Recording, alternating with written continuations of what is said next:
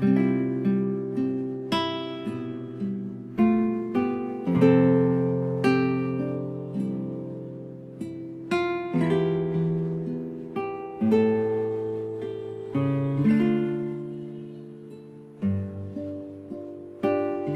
mabuting balita ng Panginoon ayon kay San Lucas. Nung panahong iyon, may isang eskribang lumapit kay Jesus upang siya'y subukin. Guro, aniya, ano ang dapat kong gawin upang makamit ng buhay na walang hanggan? Sumagot si Jesus, ano ang nakasulat sa kautusan? Ano ang nababasa mo roon? Tumugon siya, ibigin mo ang Panginoon mong Diyos ng buong puso, ng buong kaluluwa, ng buong lakas at ng buong pag-iisip, at ibigin mo ang iyong kapwa gaya ng iyong sarili. Tama ang sagot mo, wika ni Jesus. Gawin mo iyan at mabuhay ka.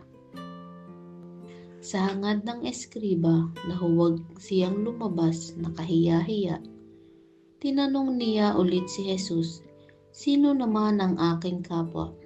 Sumagot si Jesus, may isang taong naglalakbay buhat sa Jerusalem patungo sa Jericho.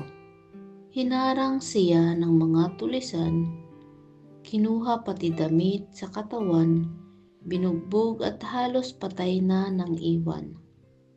Nagkataong dumaan doon ang isang saserdote at pagkakita sa taong nakahandusay, siya'y lumihis at nagpatuloy sa kanyang lakad. Dumaan din ang isang Levita, ngunit tiningnan lamang niya ito at nagpatuloy sa kanyang lakad. Ngunit may isang Samaritanong naglalakbay na naparaan doon. Nakita niya ang hinarang at siya'y nahabag. Lumapit siya, binuhusan ng langis at alak ang mga sugat nito at tinalian. Saka isinakay ang tao sa kanyang sinasakyang hayop. Dinala sa bahay panuluyan at inalagaan doon.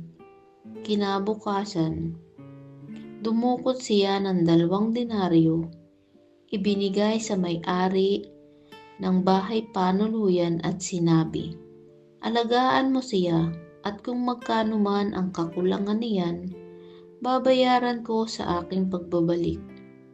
Sino ngayon sa palagay mo ang nagpakita ng kanyang pakikipagkapwa sa taong hinarang ng mga tulisan? Tanong ni Jesus. Ang nagpakita ng habag sa kanya, tugon ng eskriba. Sinabi sa kanya ni Jesus, humayo ka't gayon din ang gawain mo. Ang mabuting balita ng Panginoon.